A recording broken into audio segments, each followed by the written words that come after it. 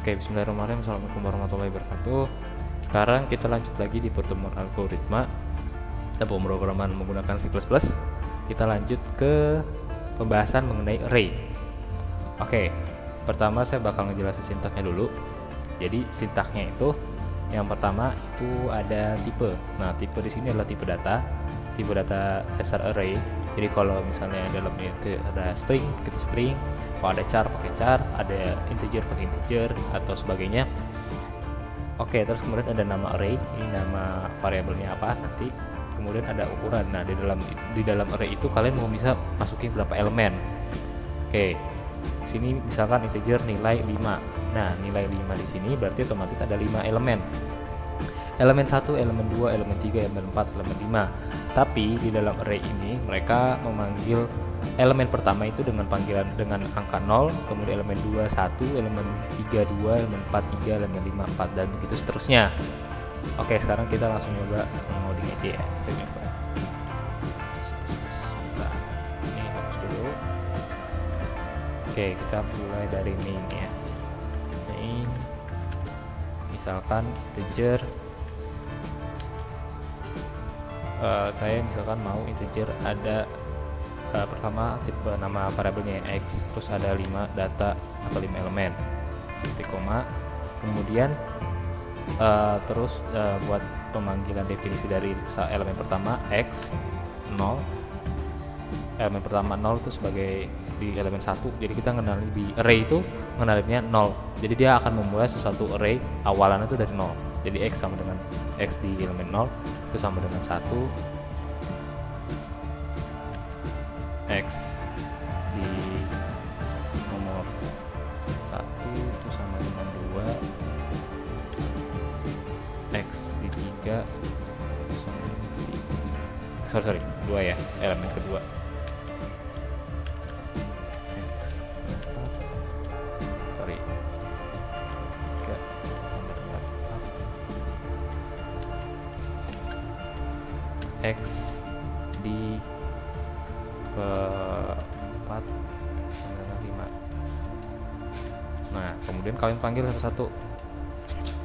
Sebenarnya ada cara yang memudahkan kita dalam pemanggilan array, yaitu kita bisa pakai looping for integer i sama dengan 0, karena kan pendefinisian array elemen pertama itu diawali dengan 0 ya, jadi kita mulai dari 0, kemudian batasnya i lebih kecil dari 5, jadi 5 nanti nggak bakal masuk, jadi kita nanti ke 4 karena elemen terakhir di dalam array tadi itu adalah 4 ya. Kemudian i++ biasa incrementnya. Nah, dari sini kita panggil cout data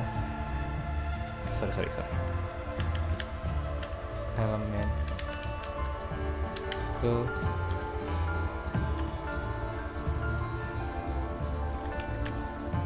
i+1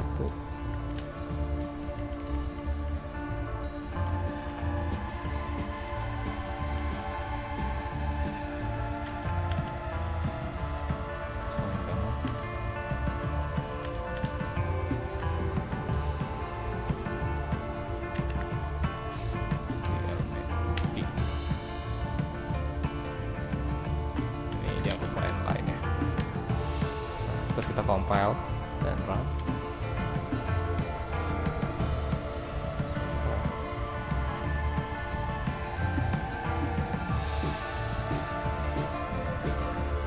Nah,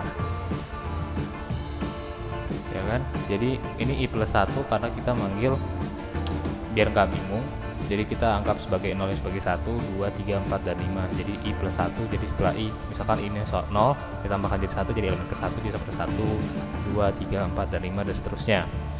Oke, itu pendefinisian awal. Nah, ada lagi cara pendefinisian variabel yang lebih simple. Ini kita hapus ya. Nah, itu caranya sama dengan kurung kurawal dulu. Misalkan elemen pertama 10, lalu kemudian 20, 30, 40, 50. Nah, jangan lupa titik koma. Oke. Nih. Nah, ini juga sama kayak tadi cara pendefinisiannya. Jadi tapi ini langsung dalam satu inline gitu. Kalau tadi kan berbaris-baris, sekarang satu baris. Nah, ini dia langsung manggil 10, 20, 30, 40, 50 begitu. Dan kemudian ada lagi namanya char string. Jadi misalkan saya masukin sini char, kemudian main, misalkan ini 50, nah yang ini 20. Nah, di sini 50 ini sebagai mewakilkan berapa kata yang akan kita gunakan di dalam array tersebut. Nah, sementara 20 sendiri di sini ini mewakilkan elemen dalam, mohon maaf gini. Jadi kayak 20 ini melambangkan panjang dari string dalam satu elemen tersebut gitu. Oke ya. Misalkan kita pakai ini buat input aja deh. Input, berarti ini kita hapus. Oke. For si A, berarti kita ganti sini.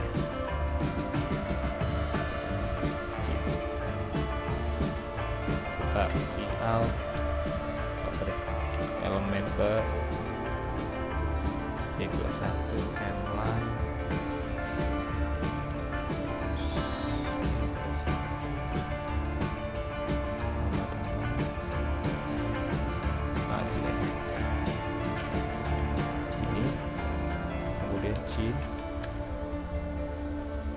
Elemen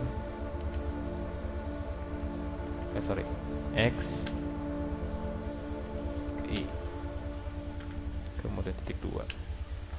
Nah, biar kita nggak mungkin kan kita mau masukin 50 elemen sekaligus, kita bisa batasin pakai integer n. Nah, sim cout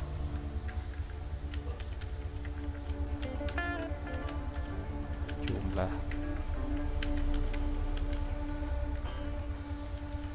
salah jumlah kata. Nah, ini kalian bisa pakai ini jadi buat pembatas aja biar nggak asal 50 elemen kalian masukin semua gitu loh. Oke, terus jin kenapa ada ya sebentar. Oke, jin and kemudian kalian compile and run. Sorry, sebentar. Nah, di looping ini kita ganti ke n ya, karena kan kita tadi nentuin batasnya pakai n. Jadi ini dulu kita compile and run lagi.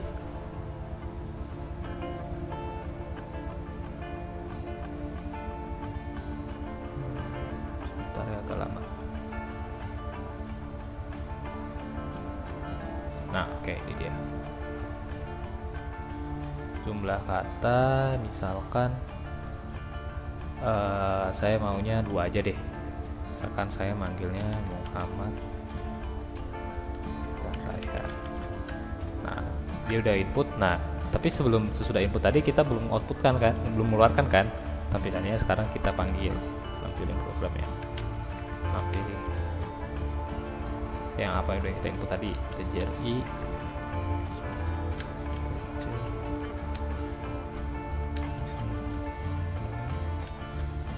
lebih kecil daripada n, i plus. Sorry ya, keyboardnya nggak menarik, jadi ketiknya karena nggak suka tinggalan. Cout. Nah, ini kita panggil aja tuh, pasti udah cepet.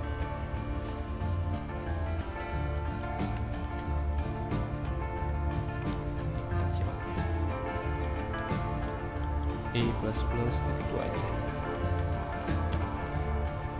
Nah, ini kita panggil lagi elemen X, sorry ya, karena kita tadi hampir definisinya X ke I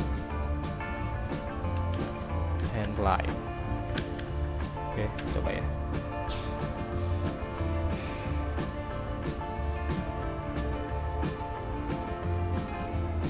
Nah, ini misalkan 2 kata, sekolahku bagus. Nah, dia bakal manggil lagi di sekolahku bagus gitu. Itu array, char string array. Nah, kemudian untuk kalian misalkan mau input di dalam bentuk data integer, sama aja sebenarnya. Nanti kalian tinggal pakai for, terus kemudian kalian jin X, lalu kemudian jangan lupa kurung siku untuk pendefinisian elemen dari array tersebut. Nah, terus nanti kalian tinggal pakai variabel i yang digunakan pada saat di looping itu. Oke. Nah, sekarang kita nyoba ke integer 2 dimensi ya. 2 dimensi. Nah, sekarang kita nyoba integer 2 dimensi.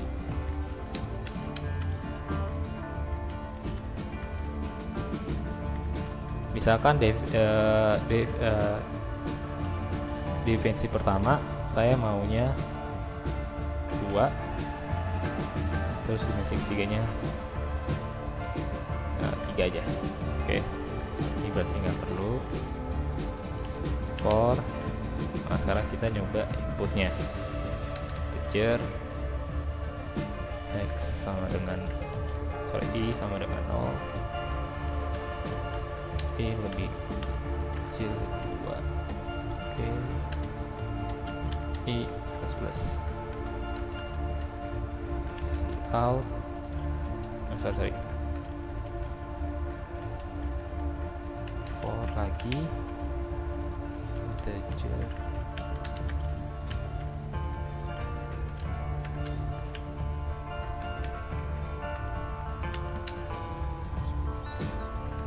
ini si out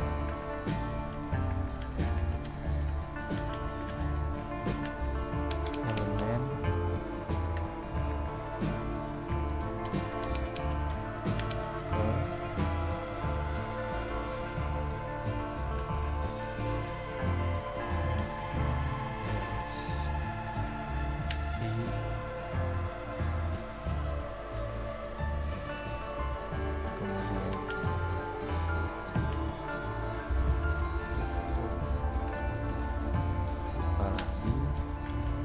ini kalau agak rumit nggak apa-apa kalian kalau nggak mau nampilin elemennya kalau ternyata agak rumit ya. Oh sorry, ini i lagi, jangan ganti ke j. Definition variabelnya tiga error kurang 4 udah sama. Kemudian saya panggil j terus suku sama dengan, nah kemudian di sini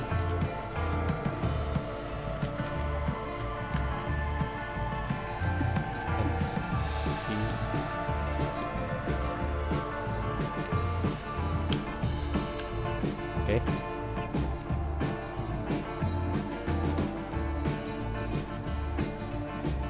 Ini nanti nggak bakal saya tampilin dulu, jadi biar kalian nebak dulu gimana. Nah, itu elemen 0 ke 0 sama dengan 1, 2, 3, 4, 5, 6. Oke. Nah, ini kan udah nih inputnya. Sekarang kita nyoba untuk nampilin outputnya.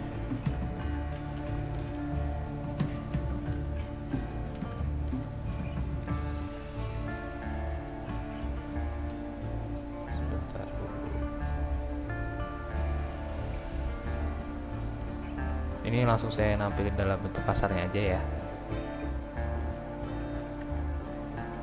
Nah, ini.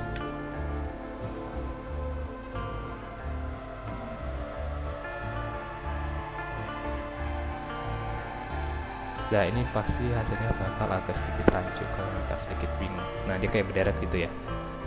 Oke, saya tambahin lagi 1.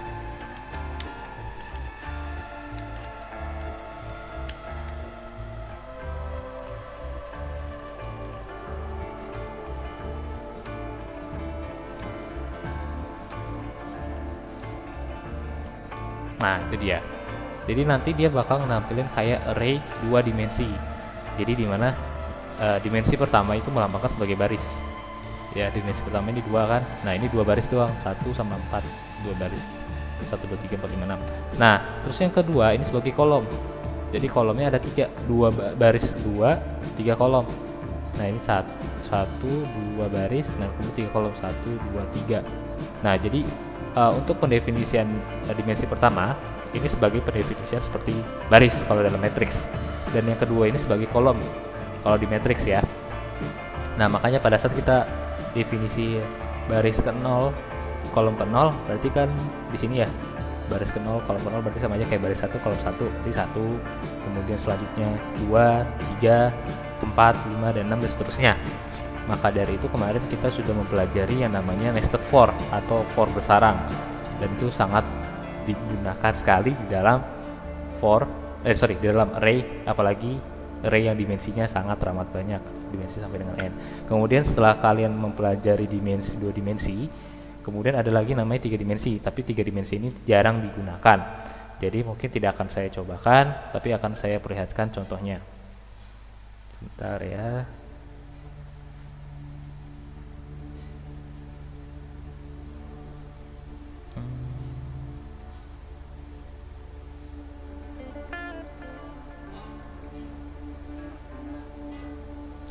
Nah, ini dia array dimensi ketiga. Ada 3 dimensi, 2, 3, 3, 3. Oke. Nah, jadi 2 ini melambangkan seperti baris yang dikelompokkan. Kalau menurut saya sendiri seperti baris yang dikelompokkan. Kemudian dalam baris itu ada juga dalam kelompok itu ada baris lagi dan ada kolom lagi. Seperti ini. Jadi 1, 2, 3, 4, 5, 6, 7, 8, 9 ini, mereka ini adalah merupakan satu kelompok baris. Nah, ini kelompok baris ke 0, kan ini ada 2 nih, dan ini 1 gitu. Dan kemudian untuk 3 baris, nah di sini ada 3 baris kan dalam satu kelompok ini, 1, 2, 3. Dan kemudian untuk 3 kolom sama seperti 1, 2, 3, kolomnya ada ketiga, seperti itu. Dan juga pemanggilannya, karena ini adalah 3 dimensi, maka kita menggunakan 3 nested loop, 3 looping, dimana dalam 3 looping itu ada 2 loop yang bersarang, dimana ini adalah childnya, parentnya ini, dan kemudian rootnya ada di sini, parentnya ada di dia, di for, i, kemudian ada j, k ini istilahnya paling anak, kemudian j ini adalah orang tuanya, i nya ini adalah kakeknya gitu.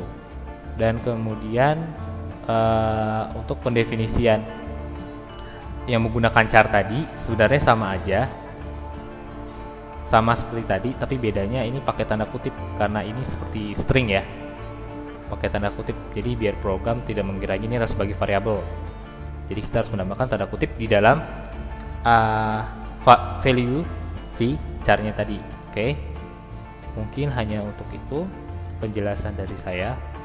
Nah, mungkin kalian ingin coba buat latihan, silahkan latihan. Sebentar, saya agak nah ini dia.